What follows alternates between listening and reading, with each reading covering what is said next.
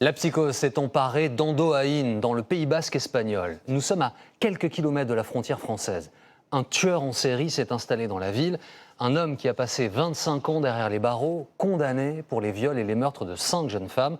Les habitants sont inquiets, en colère. Ils l'ont confié à Alice Brousse, Nicolas Forestier et Vincent Molinier. L'ambiance est lourde, pesante, dans ce village du Pays basque espagnol. Un journal local l'affirme, un ancien tueur en série a choisi de s'installer sur la commune. La photo. Son visage circule sur tous les téléphones. Je suis inquiet, car il pourrait se passer n'importe quoi. J'ai peur pour ma petite fille, pour ma fille. C'était un violeur. Voici à quoi ressemblait Joaquín Ferrandis à l'époque des faits.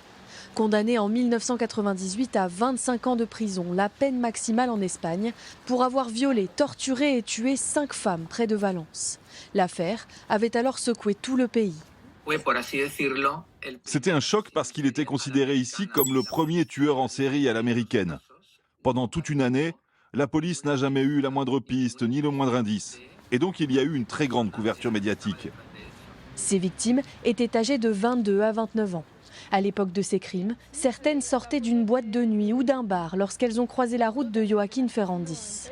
Cette jeune femme n'ose plus sortir seule le soir. On est toujours en train de regarder si c'est lui ou pas. Je ne me sens pas en sécurité quand je marche dans la rue.